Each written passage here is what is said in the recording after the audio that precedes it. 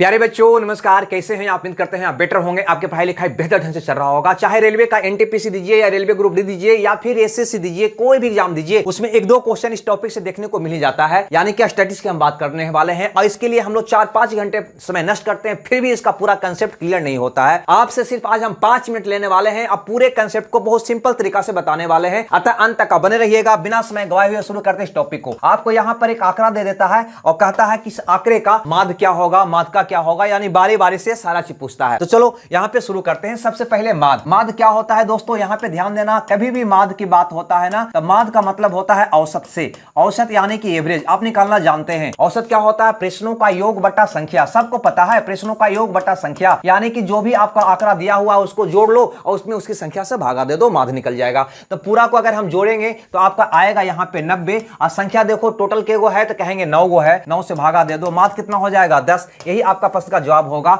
अगर आपसे माध्य पूछे तो आप कह देंगे इसका कितना होगा भैया, तो 10 होगा। यहां तक किन्हीं को दिक्कत नहीं। आगे देखते हैं इसका अगला पार्ट। अगला पार्ट यानी कि माध्यिका। अगला पार्ट यानी कि माध्यिका। अगर माध्यिका की बात करें, गौर से यहां पे समझिएगा, माध्यिका जब पूछा जाए आपसे तो सबसे पहले जो आंकड़ा दिया हुआ हो उसको या तो आप बढ़ते क्रम में या घटते क्रम में सजा लें। कभी भी माध्यिका पूछे, मीडियन पूछे तो आंकड़ा को पहले बढ़ते क्रम में या घटते क्रम में आप सजा लें। हमको बढ़ते क्रम में सजाना ज्यादा आसान लगता है और इसमें सबसे छोटा चुनते हैं तो वो है 9 है और 9 2 गो 9 है, यानी कि 2 गो 9। क्लियर है? उसके बाद 10 1 2 3 4 5 गो है तो 10 हम 5 को डाल देंगे। क्लियर है भैया? यानी हम आंकड़े को बढ़ते क्रम में सजाने का प्रयास कर रहे हैं। 4 1 5। क्लियर है? उसके बाद 11 11 1 1 2 गो है, 11 भी 2 गो मैंने डाल दिया। हमसे पूछा गया है कि इसका माध्यिका क्या होगा, माध्यिका क्या होगा। तो हम पहले आंकड़े को बढ़ते क्रम में सजा लिया। आप चाहो तो घटते क्रम में भी सजा सकते हो। माध्यिका जो होता है वो बीच वाला होता है। माध्यिका अगर निकालना हो, यानी कि हमसे पूछ रहा है कि बीच वाला। बीच वाला कौन होगा? 1 2 3 4 को इधर काटो,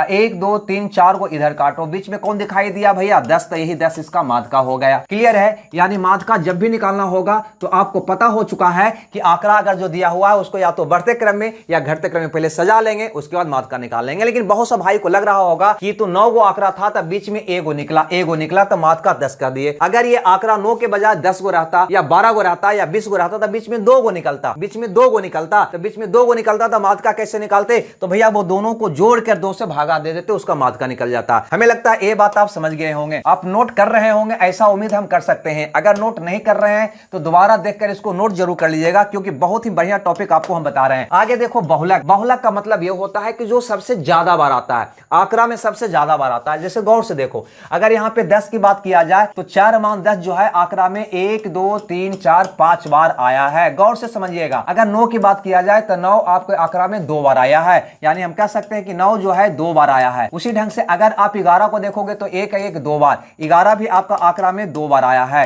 यानी अगर हमसे पूछे कि इसका बहुलक क्या होगा, यानी कि सबसे ज्यादा बार कौन आया है, तो कहेंगे सबसे ज्यादा बार भैया 10 आया है, अतः बहुलक आपका कितना हो जाएगा? 10 हो जाएगा। यहां तक किन्हीं को दिक्कत नहीं। हमें लगता है किन्हीं को दिक्कत नहीं होगा। हम प्रीवियस ईयर में जो क्वेश्चन पूछा गया है उसको भी करवाएंगे, है ना। अतः आप टेंशन मत लीजिएगा, अंत तक बने रहिएगा। किस ढंग से आपको एग्जाम में क्वेश्चन पूछता है उसका भी डिस्कस करेंगे जो आपके एग्जाम में पूछा गया है। आगे यहाँ पे जो हम यहाँ पे लिख चुके हैं उसको गौर से आप देखेंगे। ये चौथा बात बहुलक। चौथा बात बहुलक बराबर 3 गुने माध्यिका इंटू माध्य, यानी कि ये दोनों में रिलेशन होता है। माध्य माध्यिका बहुलक में रिलेशन होता है कि बहुलक बराबर 3 गुने माध्यिका माइनस 2 गुने माध्य। इसको आप नोट करके 10 बार लिख लीजिएगा। करेगा क्या कि माध्य माध्यिका बहुलक में से किसी भी 2 का मान दे देगा, तीसरा का मान पूछेगा। किसी भी 2 का मान, जैसे मान लो कि आपको यहां पे दे देगा कि माध्य भैया है 5, माध्यिका यहां पे अगर आपको दे दे, कह दे माध्यिका 10 है, तो बताओ कि बहुलक क्या होगा। ऐसा आपसे क्वेश्चन कह सकता है कि बहुलक क्या होगा। तो ये फार्मूला की मदद से आप निकालोगे कि बहुलक बराबर, ध्यान से समझिएगा, यहां पे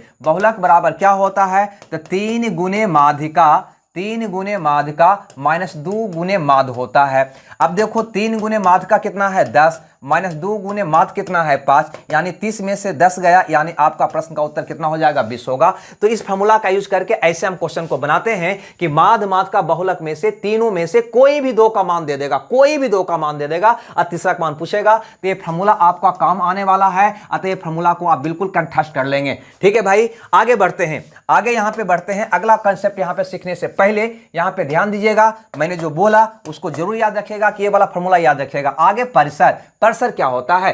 परिसर का मतलब होता है दोस्त, परिसर का मतलब होता है जो भी आंकड़ा दिया हुआ है उसका सबसे बड़ा मान यानी महत्तम मान, उसका सबसे महत्तम मान में से न्यूनतम मान को घटा दो, न्यूनतम चर मान को घटा दो, वही आंकड़े का परिसर कहलाता है। सबसे बड़ा इसको में चर मान कौन है? तो कहेंगे सबसे बड़ा जो है वो है 11, और सबसे छोटा चर मान कौन है? तो कहेंगे न्यूनतम चर मान कौन है? तो कहेंगे 9 है। तो यही दोनों का जो अंतर होता है वो कहलाता है परिसर, यानी कि महत्तम मान 11, न्यूनतम मान 9, यानी दोनों का अंतर कितना हो गया? 2, यानी परिसर आपका कितना होगा? 2। परिसर का दूसरा नाम है सीमाएं, यानी कहां से कहां तक आंकड़ा फैला हुआ है, ये पूछता है परिसर के अंतर्गत, रेंज जिसको अंग्रेजी में कहा करते हैं। हमें लगता है ये बात भी आपको समझ में आ गया होगा, नहीं समझ में आया तो एग्जाम्पल करवाएंगे, वहां पर आपका क्लियर होगा। अब अगला टॉपिक हम बात करते हैं, यहां पे गौर से समझिएगा। अगला टॉपिक यहां पे है विचलन, है ना? विचरण, विचरण, विचरण, विचरण का हो या प्रसारण का हो या प्रसार का हो। सबसे पहले यहां पे ये दोनों को गौर से समझिएगा, है ना? यहां पे विचलन है, ये है मानक विचलन, विचलन है, ये है मानक विचलन। Standard deviation, standard deviation, standard deviation जब निकालना होता है तो ये होता है अंडर रूट विचलन या प्रसार, जो भी कहो, प्रसारण कह सकते हो, प्रसार कह सकते हो, इसका ये फार्मूला होता है, ये दोनों में रिलेशन होता है। यानी स्टैंडर्ड डेविएशन का मान जो निकालना होगा तो इसको याद कर लीजिएगा, स्टैंडर्ड डेविएशन बराबर होता है अंडर रूट प्रसारण, यानी इसका वर्गमूल निकालोगे तो स्टैंडर्ड डेविएशन निकल जाएगा। लेकिन ये स्टैंडर्ड डेविएशन हमेशा हमेशा धनात्मक होता है, हमेशा क्या होता है? ये धनात्मक होता है, यानी कि वर्गमूल तो निकालोगे तो प्लस माइनस दोनों में आएगा, लेकिन प्लस वाला मान ही लेना होता है स्टैंडर्ड डेविएशन में। खैर, लेकिन आंकड़ा देकर अगर आपसे पूछ दे कि प्रसरण क्या है, आंकड़ा देकर आपसे पूछ दे कि स्टैंडर्ड डेविएशन क्या है, तो कैसे निकालेंगे? क्योंकि ये क्वेश्चन कम बार आता है, लेकिन ये देकर ये और ये देकर ये कई बार पूछा है आपके एग्जाम में। खैर, हमें पूरा यहां पे समझना है कि अगर आंकड़ा ये दे दिया गया और हमसे कहा कि भैया बता दो कि इसका प्रसरण क्या होगा, विचरण कहो या प्रसरण कहो या प्रसरण कहो, क्या होगा? ऐसा आपसे क्वेश्चन करे आंकड़ा देकर, तो कैसे निकालोगे? इसके लिए आपको करना क्या होगा कि सबसे पहले जो आंकड़ा है उसका आपको माध्य निकालना होगा, माध्य निकालना होगा। माध्य हम निकाल चुके हैं 10, क्लियर भैया? 10। अब आपका काम यहां पे शुरू होता है, गौर से समझिएगा। आपको विचलन अगर निकालना है तो ये चार मान इसका अंतर का वर्ग करो, ठीक है? इसका अंतर का वर्ग करो, 10 में से 10 गया 0, 0 का वर्ग भैया 0 हो जाएगा। उसके बाद 10 और 10 का अंतर हो जाएगा 0, 0 का वर्ग करो। फिर यहाँ पे देखो 9 और 10 का अंतर भैया 1 हो जाएगा, 1 का वर्ग 1 ही होगा। आगे देखो 10 और 10 का अंतर 0, 0 का वर्ग 0 हो जाएगा। फिर देखो 10 और 10 का अंतर 0, 0 का वर्ग 0। हम सब का अंतर निकाल के वर्ग कर रहे हैं। 11 और 10 का अंतर 1, 1 का वर्ग 1 हो जाएगा। 10 और 10 का अंतर 0, 0 का वर्ग 0 हो जाएगा। 11 और 10 का अंतर 1, 1 का वर्ग 1 हो जाएगा। उसके बाद 9 और 10 का अंतर 1, 1 का वर्ग क्या होगा? 1। यानी ये चार मान से मात्रा का अंतर निकाल के उसका वर्ग कर दिए और सबको जोड़ दिए। अब बटा में इसकी संख्या के को था 1 2 3 4 5 6 7 8 9, 9 से भागा दे दो, यानी आ गया 1 2 3 4, यानी 4/9, 4/9 इसका प्रसरण हो गया। इस आंकड़े का प्रसरण कितना हुआ? तो कहेंगे 4/9। प्रसरण कितना हुआ? तो कहेंगे 4/9। बात आया समझ में या नहीं आया? 4/9 विचरण कहे, प्रसरण कहे, प्रसार कहे, सब एक ही जानवर का नाम है। क्लियर है? नोट करते जाइएगा भैया। आगे बढ़ते हैं। जब प्रसरण निकाल लिए तो हमें मानक विचलन निकालना है। तो मानक विचलन भैया इस फार्मूला की मदद से निकालोगे। यानी अगर यहां पे आपसे बोल दिया जाए कि इसका स्टैंडर्ड डेविएशन क्या होगा, जिसको अंग्रेजी में स्टैंडर्ड डेविएशन कहते हैं, हिंदी में मानक विचलन कहते हैं, तो इसका सिर्फ वर्गमूल निकाल दोगे। 4/9 का वर्गमूल निकाल दोगे, कितना आएगा भैया? 2/3। लेकिन ध्यान रहे ये पॉजिटिव में लेना है। क्या लेना है? पॉजिटिव में। यानी कि इसका स्टैंडर्ड डेविएशन कितना होगा? तो कहेंगे 2/3 होगा। क्लियर है? ये फॉर्मूला को नोट कर लोगे। मानक विचलन, अंग्रेजी में स्टैंडर्ड डेविएशन, बराबर अंडर रूट प्रसरण। प्रसरण का मतलब प्रसार, विचलन जो भी कहो, कहना है कह दो। अब यहां पे आगे बढ़ते हैं, आगे यहां पे बढ़ते हैं। इसको हटा देते हैं थोड़ा सा। ये सारी बात आप समझ गए होंगे, ये सारी बात आप समझ गए होंगे। इसको हटाओ, चलो इसको मिटा रहे हैं भैया। यहां पे गौर से समझिएगा। अगला कंसेप्ट यानी कि विचलन गुणांक, यानी कि विचलन गुणांक। ठीक है? अगर आपसे विचलन गुणांक की बात करें, हमने दोनों सीख गया, नहीं सीखे हैं टेंशन मत लीजिएगा, अंत तक बने रहिएगा। विचलन गुणांक अगर निकालना हो बहुत आसान होता है। विचलन गुणांक, विचलन गुणांक अगर निकालना हो तो विचलन गुणांक का मतलब होता है कि यह जो स्टैंडर्ड डेविएशन है, यह जो स्टैंडर्ड डेविएशन है वह माध्य का कितना प्रतिशत है। माध्य यानी कि एम, मीन, मीन का कितना प्रतिशत है, मीन का कितना प्रतिशत है। ऐसे वैसे भी आप जानते होंगे कि आपका एरिया में एसडीएम होता है कि नहीं, एसडीएम एसडीएम एसडीएम एसडीएम यानी स्टैंडर्ड डेविएशन, आई क्या हो गया, माध्य हो गया, बस निकाल देना। ठीक है, तो स्टैंडर्ड डेविएशन कितना आया आपको भैया, तो कहेंगे 2/3 आया। माध्य कितना था भैया, तो कहेंगे 10। माध्य कितना था 10, तो बटा में 10 ना डाल के यहां पे 10 डाल देते हैं। कितना प्रतिशत है, तो गुना 100%। नहीं समझ में आया, टेंशन मत लीजिएगा, जाना नहीं है आपको, तो 20/3% इसका क्या हो जाएगा, विचलन गुणांक होगा। हमें लगता है ये बात आप समझ गए होंगे। आपको याद क्या रखना है, तो सबसे पहले ए वाला फॉर्मूला जरूर याद रखना है। आपके एग्जाम में ये पूछता है कि स्टैंडर्ड डेविएशन बराबर अंडर प्रसरण, स्टैंडर्ड डेविएशन बराबर अंडर प्रसरण, और दूसरा ए वाला फॉर्मूला आपको याद रखना है, तीसरा और सातवां फॉर्मूला। अब देखो इस पे प्रीवियस ईयर में जो क्वेश्चन पूछा गया है उसको देखते हैं, वो क्या है, गौर से यहां पर समझिए। ये क्वेश्चन का एग्जांपल लेकर अभी मैंने समझाया है, यही आंकड़ा लिया था, ऐसे का सारा चीज निकाला था। यहां पे स्टैंडर्ड डेविएशन निकालना है, तो हमें लगता है आप इसको निकाल लोगे, अभी मैंने समझाया है। अब यहां पे आगे बढ़ते इस क्वेश्चन को। यहां पे कहता है कि मानक विचलन का मतलब स्टैंडर्ड डेविएशन 4.5 है, तो भैया प्रसरण क्या होगा। अभी मैंने आपको बताया है कि स्टैंडर्ड डेविएशन बराबर होता है अंडर रूट प्रसरण, होता है या नहीं, बात को समझना, अंडर रूट प्रसरण होता है। अब प्रसरण अगर निकालना हो, प्रसरण अगर निकालना हो तो क्या कहोगे, स्टैंडर्ड डेविएशन का वर्ग कर दोगे। स्टैंडर्ड से दिया हुआ है 4.5, तो 4.5 का वर्ग कर दो तो आ जाएगा 2025। आएगा कि नहीं आएगा, यही आपका प्रश्न का जवाब होगा, टेंशन मत लेना।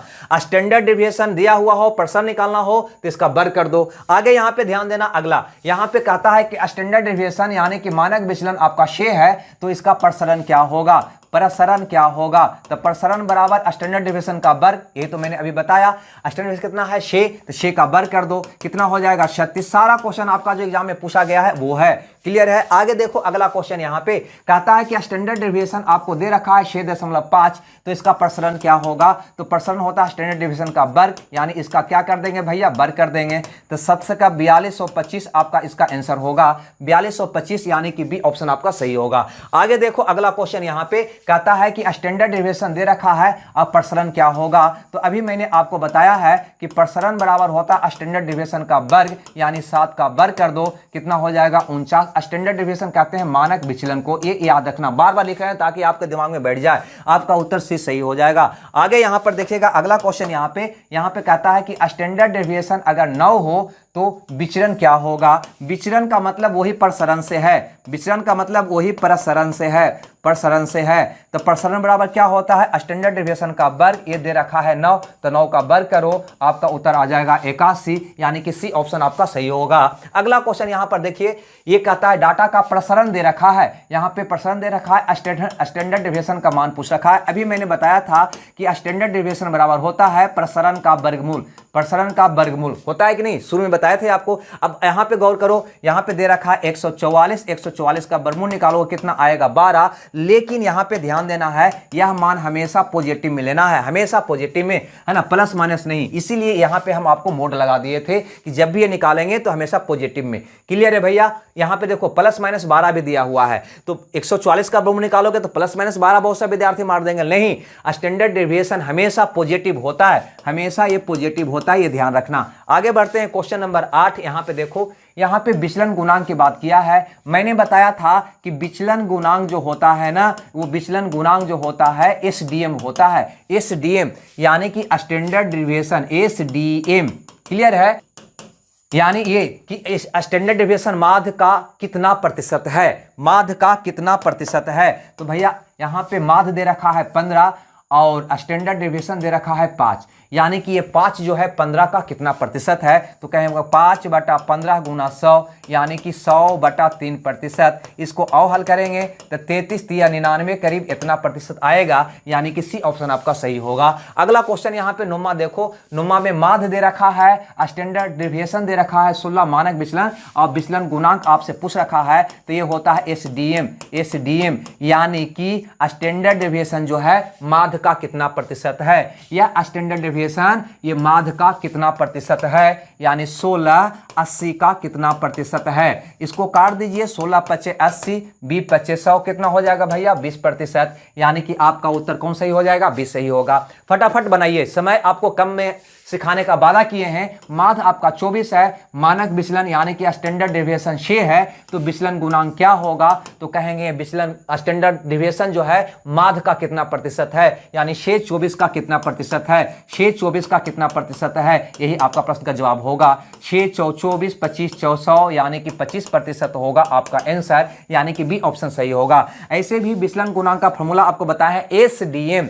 एसडीएम आपके एरिया में होता है ना, एसडीएम, एम नीचे लिख देना, यानी ये फॉर्मूला में चाहोगे तो यानी ये स्टैंडर्ड डेविएशन बटा माध्य गुने 100। क्लियर है। 10 के बाद क्वेश्चन नंबर 11 की बात करते हैं। यहां पे बोला है कि इसका विचलन गुणांक क्या होगा, तो एसडीएम होगा, एसडीएम होगा, है ना। क्लियर है भैया, बात आ रहा है समझ में। और अगर ऐसे नहीं समझ में आता है तो ऐसे याद रखना कि माध्य है 20, स्टैंडर्ड डेविएशन यहां पे दे रखा है 4, तो यह 4 जो है 20 का कितना प्रतिशत है, 4 जो है 20 का कितना प्रतिशत है, तो 4/20 गुने 100 कर दोगे, 20/100 यानी कि 20%। क्लियर है भाई, यहां तक कोई दिक्कत, 20% यानी कि बी ऑप्शन आपका सही होगा। क्वेश्चन नंबर 12 की बात करते हैं। 12 में यहां पे दे रखा है एक आंकड़ा, कहता है इसका रेंज, बहुलक तथा माध्य का ज्ञात करें। मैंने रेंज निकालना बता चुके हैं, मैं आपको समझा चुका हूं कि रेंज यानी कि परिसर, रेंज किसको कहते हैं, परिसर को कहते हैं। परिसर होता है महत्तम चरमान माइनस न्यूनतम चरमान। महत्तम चरमान 21, सबसे बड़ा चरमान 21,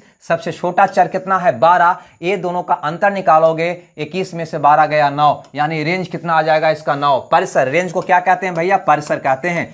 परिसर कितना आ गया 9। अगर पहले रेंज है तो पहले रेंज का मान दिया होगा, रेंज 5 नहीं, 8 नहीं, 6 नहीं, यानी ये तीनों ऑप्शन आपका कट जाएगा, रेंज 9 होगा, आपका उत्तर ए होगा। आपको बहुलक निकालने की आवश्यकता नहीं है, माध्य का निकालने की आवश्यकता नहीं है, ऑप्शन की मदद से आपका उत्तर निकल गया। क्लियर है। अगर हमें बहुलक निकालना होता जो सबसे ज्यादा बार आया है, तो सबसे ज्यादा बार इसमें कौन आया है, तो ये आपका उत्तर हो जाएगा 13। ठीक है, 13, 1 2 बार, यहां पे 13, यहां पे बहुलक कितना हो जाएगा 13 हो जाएगा। माध्य का निकालना है तो इसको बढ़ते क्रम में सजा देते, अब बीच वाला निकाल लेते, वो इसका माध्य का हो जाता। हमें लगता है ये बात आप समझ गए होंगे, इसका बहुलक माध्य का आप निकाल लेंगे। अब यहां पर देखो, ये क्वेश्चन माध्य से है कि 28 के धनात्मक गुणनखंडों का माध्य क्या होगा।